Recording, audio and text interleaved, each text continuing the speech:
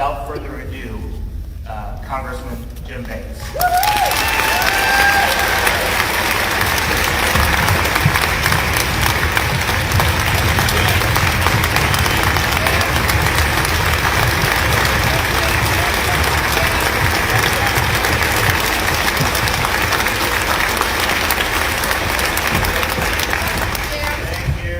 Thank you. So great to be with you. You know, I'm really honored to be the keynote speaker at this year's March for Life. This morning when I got out of bed, I saw it was -3 degrees, and I thought, what a perfect day to go to downtown Fort Wayne and make our voice heard and March for Life, right? It doesn't matter what the weather is like.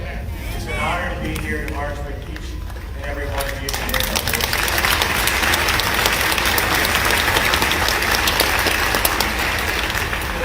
Keynote speaker. I mean, I get to come and give a brief update every year, but to be asked to be the keynote speaker after coming to this march, Amanda and I served on the Allen County, Northeast Indiana Right to Life Board for many years, but come to this march for many, many years, like all of you, and to be asked to be the keynote speaker, really, Zach and the rest of the Right to Life team, I'm very honored. But my wife reminded me, she said, you know, that's really impressive if you get to be the keynote speaker. But I was the keynote speaker 12 years ago. So I'm used to people telling me my wife is better than me in many ways. And where's my brother, Commissioner Chad Banks from Whitley County, and his family? Chad and I were at Bob Evans in Columbia City the other day and having coffee, and a fella was looking at, if this happens to me from time to time, people look at me across the room, and they recognize me, and I never know if they're friendly or not.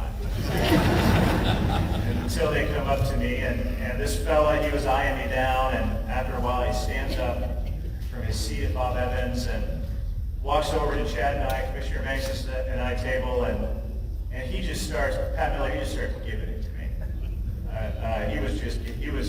He was mad I wasn't fighting back with Joe Biden hard enough, and he was mad about this bill I voted for and this bill I voted against. I don't even know what he was talking about. It went on for 5 or 6 minutes. He was just lighting me up.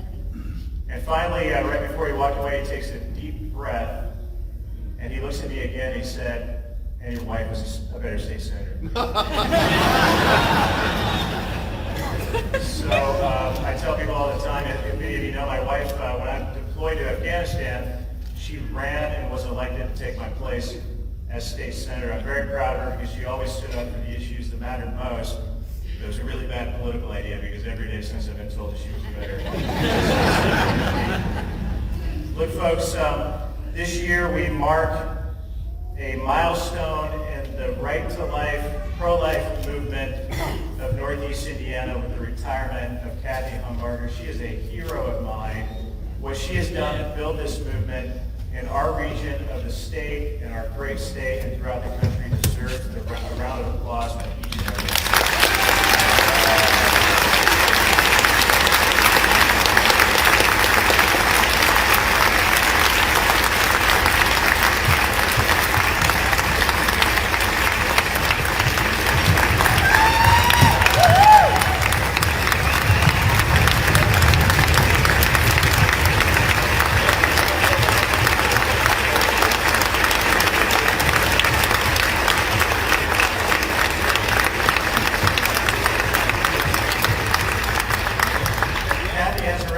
All over the country. I was meeting with the head of the Susan B. Anthony list this week, and she said, "How is Kathy Hamburger doing?" All of the national leaders of the pro-life movement know who Kathy is. The entire Indiana congressional delegation knows who Kathy is, the important work that she does. So Kathy, where are you? Come on up. I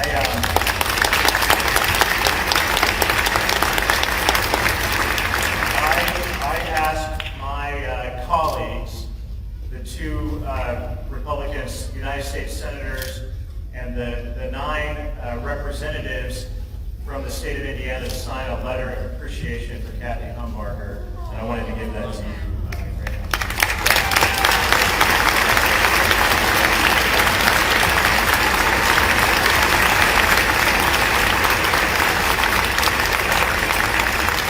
Here's the secret, only 7 of the 9 signed it. I bet you guessed the 2 that You can probably guess the two who didn't sign. Because in Indiana, we do have two Democrat pro-abortion representatives who don't stand for what we stand for in the right to life. So they wouldn't sign it, Kathy. But here's my pledge to all of you today, right here, right now. We are going to send Nancy Pelosi and the most pro-abortion Republican majority in Congress ever into retirement once and for all.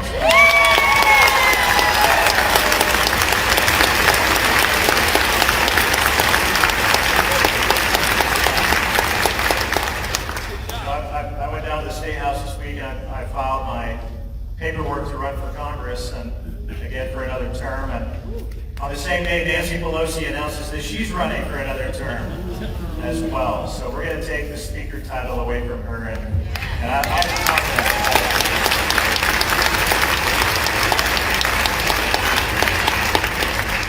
But just to be clear, because I know she wouldn't want me to mislead all of you, Kathy Hamburger's not going away. Right? She's still going to be side by side with all of us at events like these. And Kathy, we are excited about your new group that you've launched, Reprotection, and the important and valuable work that that's going to do for this cause for a long time to come, and the service that you're going to provide in another way. Let me tell you, folks, we need people like Kathy Hamburger now more than ever. That's what I want to talk about today. Folks like all of you who show up to events like these. I mean, look around at this packed room of people like all of you who are standing up for this important cause. We need pro-life leaders and more people to stand up for this cause now more than ever before because of what's about to happen. We stand here today just a little over 1 year into the Joe Biden presidency. And I don't need to tell all of you that it has been a total and complete disaster for this country. Rampant inflation, a wide open southern border.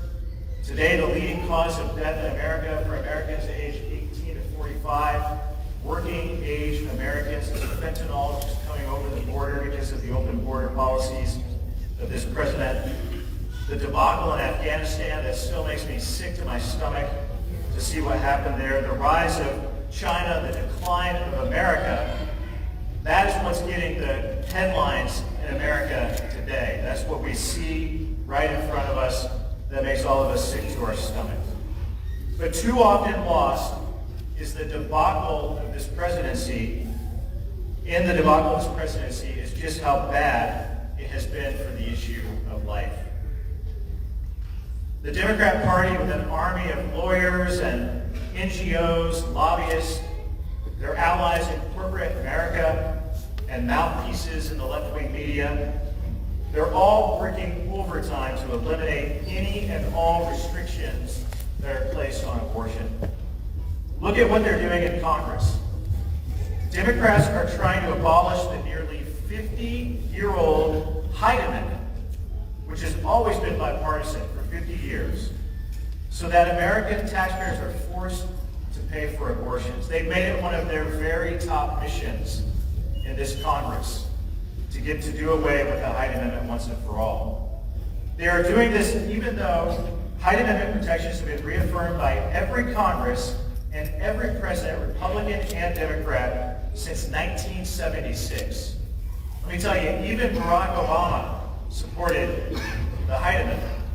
Even Joe Biden, just a couple of years before he was sworn into office on January 20th last year, spoke out in favor of the Hyde Amendment. It's astonishing, though, if you really think about it.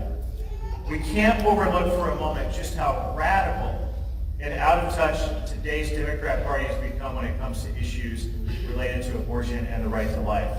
This is not my grandpa's Democrat Party. If we weren't standing in the way, Democrats wouldn't just stop at throwing the Hyde Amendment in the trash, though. If they had their way, there would be absolutely zero restrictions on abortion, and millions of more unborn children would be thrown in the trash every year. Yes, Democrats are zealous for abortion, especially those Democrats who I serve with in Washington, D.C. But there remains a great deal to be hopeful about as we head into the election year of 2022 and beyond. And that's what I want to share with all of you today is a message of hope. For one, consider that just over 1 year ago, more than 74 million Americans voted for Donald Trump, the most pro-life president that we have ever had in American history. If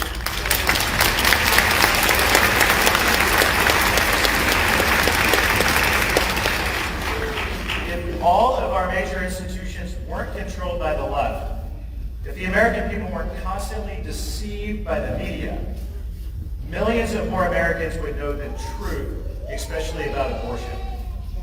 Just last week, a huge new poll said that 71% of Americans, including 70% of those voters who identify themselves as independents, and 49% of voters who call themselves Democrats, want major limits on abortion. I bet you haven't heard that from anyone in the media. The poll also found strong opposition to taxpayer-funded abortion and mail-order abortion pills. So don't let the media or anyone else fool you. We are the majority. The people are with us and God is with us, and we are on the right side of history when it comes to these issues.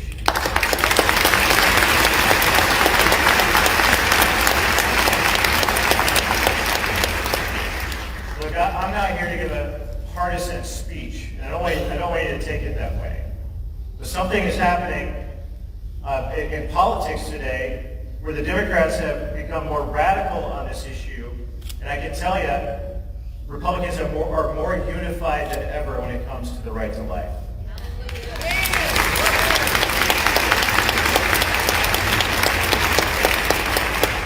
It wasn't that long ago when I can remember Republicans in Congress who were pro-abortion. That's just not the case anymore. In the states, we've seen Republican-led state legislatures. We have a number of our state representatives and state senators who are with us here today pass some of the strongest measures to date to protect the unborn. And with that, I want to take a moment to ask a true friend, an absolute mentor to me, someone who has done more for the pro-life cause of the State House than anyone that I know, who has announced that he's retiring. This is his last session at the State House. I'd like for Dennis Cruz to stand up. State Senator.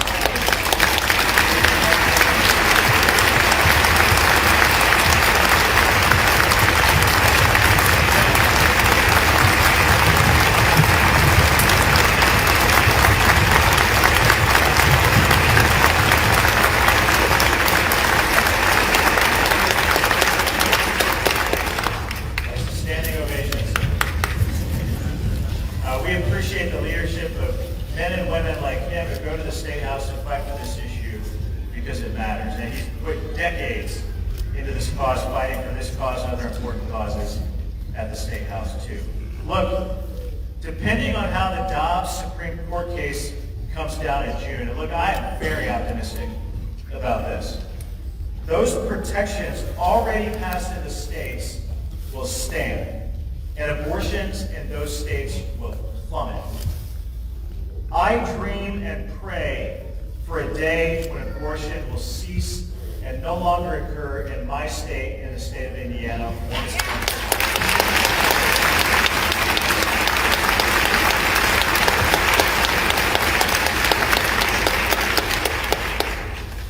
Not a death blow to abortion in America, the Dobbs ruling could mean a partial dismantling of abortion and to an extent that has never been seen before.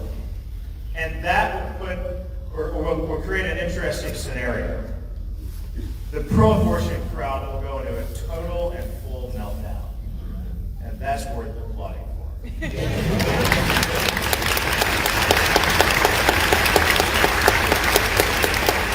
That's a moment when I was celebrating. From where I stand in Congress, I can tell you that the overwhelming majority, again, of Republicans have unified in opposition to the Democrats' radical pro-abortion agenda. As chairman of the Republican Study Committee, the largest caucus of conservatives in Congress, I circulated a letter about this time 1 year ago today, when the political dynamics shifted when a very pro-abortion president took over the White House, and the House and the Senate fell into a pro-abortion majority in both of those chambers. I circulated a letter and asked my colleagues to sign it that pledged to oppose any government funding bill that eliminates or weakens the 50-year-old Hyde Amendment. And over 200 of my colleagues in the House and 48 United States senators signed the letter that I wrote and circulated that drew that line in the sand. I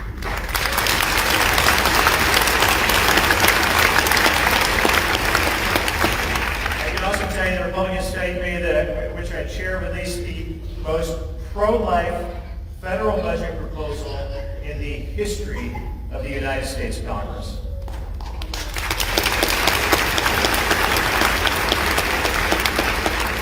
That budget includes key protections of the rights of conscience, religious liberty, and to oppose efforts to redefine gender. I also led a letter expressing concern over anti-life provisions in the Biden 2022 budget. And I introduced a resolution in the fall commemorating the Geneva Consensus Declaration, the groundbreaking resolution drafted by the Trump administration and introduced in the United Nations, affirming a universal right to life. Here's the exciting thing about all of this. These letters and bills and budgets, we did all of this with the other side in charge. So I can't promise what a handful of squishy Republicans in the United States Senate will do. But what I can promise you is this. I will do everything that I possibly can to use the force of law when we take back the majority later this year, to protect life absolutely and unequivocally at every stage for everyone.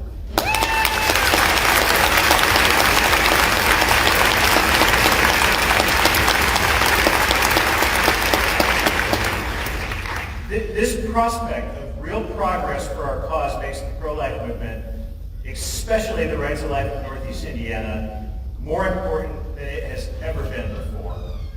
My ask for all of you is to continue to support this cause. Continue to support Zach and Northeast Indiana Right to Life, showing up at events like these and other events throughout the year. Without you, we fail. It's that simple. With your backing, though, we fulfill our mandate to the American people and to God to fight for those who cannot fight for themselves. I want to thank all of you again. It is the honor of my life to represent you in Washington. I never back down from a fight. And there's a big fight right in front of us. So keep praying. We're going to go out today. The weather is not going to keep us away.